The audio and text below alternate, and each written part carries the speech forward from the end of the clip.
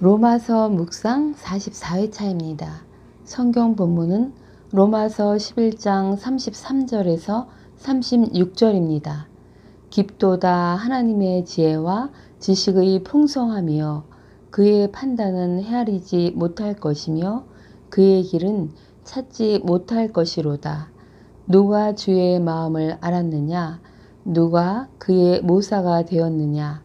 누가 주께 먼저 드려서 갚으심을 받겠느냐?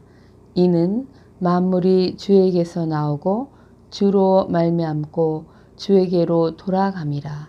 그에게 영광이 세세에 있을지어다. 아멘.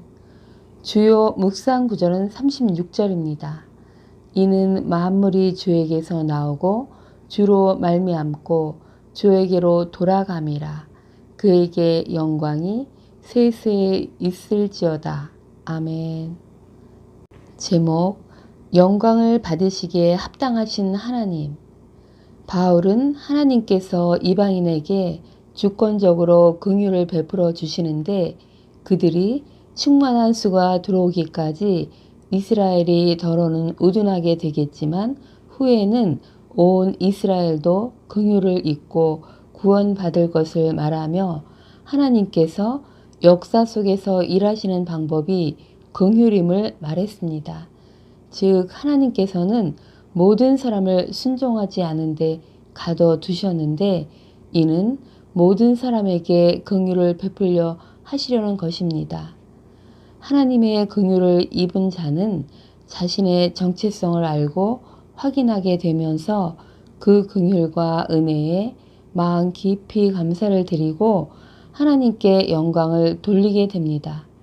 율법을 자신의 힘으로 지키려 했을 때는 오히려 실족했는데 예수를 믿음으로 받은 성령의 능력으로 그동안 지키지 못했던 의를 지킬 수 있는 힘이 더 커지게 되고 성령께서 때마다 일깨우시고 능력을 주심으로 예수님을 닮아가게 성화의 길로 인도하시는 것입니다. 오늘 본문은 바울이 하나님의 지혜와 지식의 풍성함에 대해 찬양하며 주님께 영광을 돌리고 있습니다. 바울은 32절에서 하나님이 모든 사람을 순종하지 아니하는 가운데 가두어 두심은 모든 사람에게 긍휼을 베풀려 하심이로다 라고 말합니다. 이는 로마서 3장 23절에서 24절을 떠올리게 합니다. 모든 사람이 죄를 범하였음에 하나님의 영광에 이르지 못하더니 그리스도 예수 안에 있는 속량으로 말미암아 하나님의 은혜로 값없이 의롭다 하심을 얻은 자 되었느니라. 하나님의 주권적인 긍휼로 즉 불쌍히 여기셔서 택하시고 부르시는 은혜를 얻어 예수를 믿게 하심으로 구원받고 아무 공로 없이 거저 의롭다 여기심 칭의를 받는 것입니다. 그는 하나님의 인자에 머물러 있으며 영광의 풍성함을 알게 될 것입니다. 바울은 33절에서 말합니다. 깊도다 하나님의 지혜와 지식의 풍성함이여 그의 판단은 헤아리지 못할 것이며 그의 길은 찾지 못할 것이로다.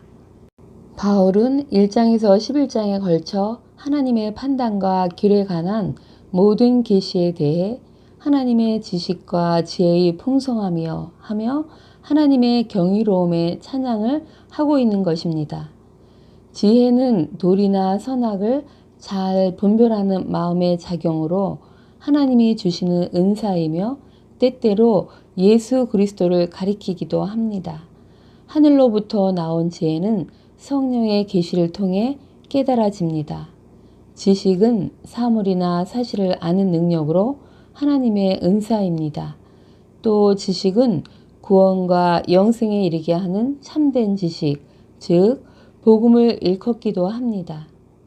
하나님의 지혜와 지식은 하나님의 비밀인 그리스도 안에 감추어져 있습니다. 즉 십자가에 못 박힌 그리스도는 하나님의 지혜이고 하나님의 능력입니다. 판단은 하나님의 섭리나 계획을, 길은 하나님께서 작정하시거나 행하시는 방법과 자세를 가리킵니다. 그동안 바울이 언급했던 유대인이나 이방인에 대한 하나님의 계획과 작정은 제한적인 지식을 가진 인간들은 알 수가 없다고 말하는 것입니다. 34절에서 35절 누가 주의 마음을 알았느냐? 누가 그의 모사가 되었느냐? 누가 주께 먼저 드려서 갚으심을 받겠느냐?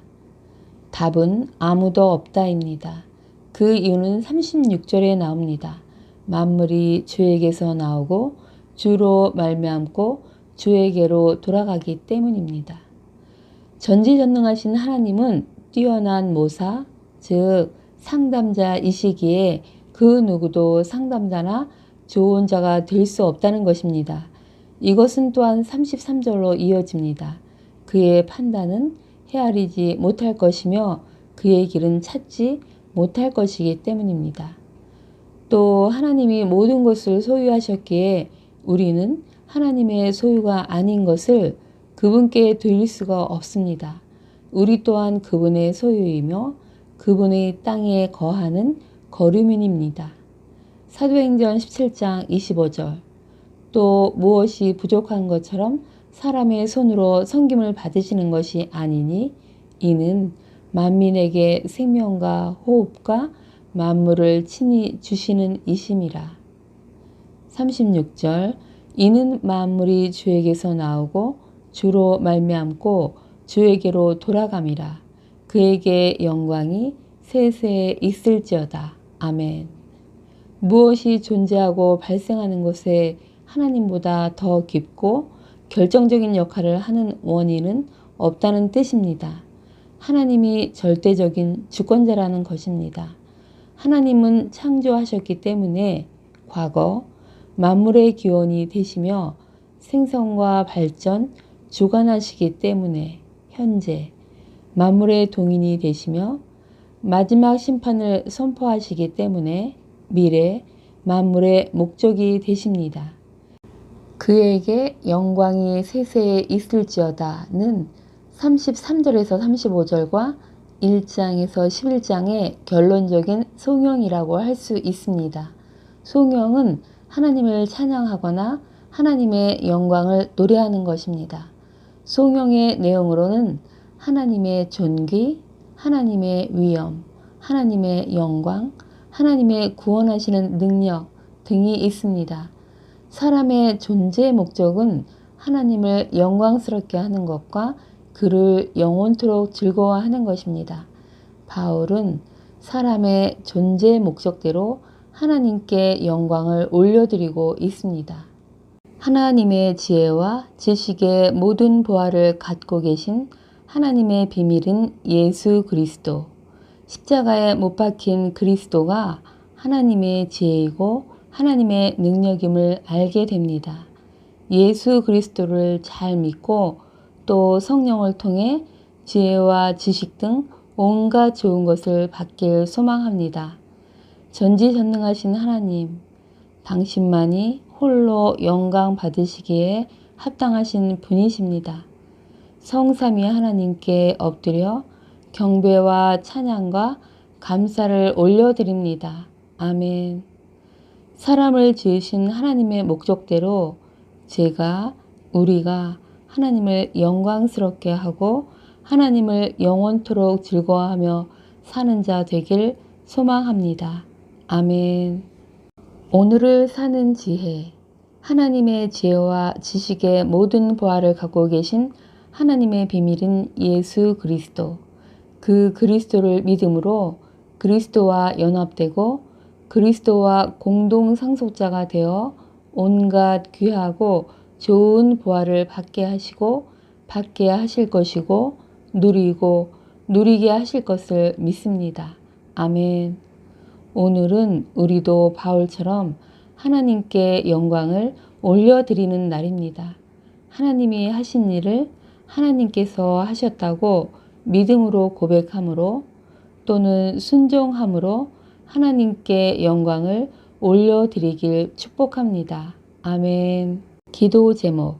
오늘은 나라를 위해서 기도하는 날입니다.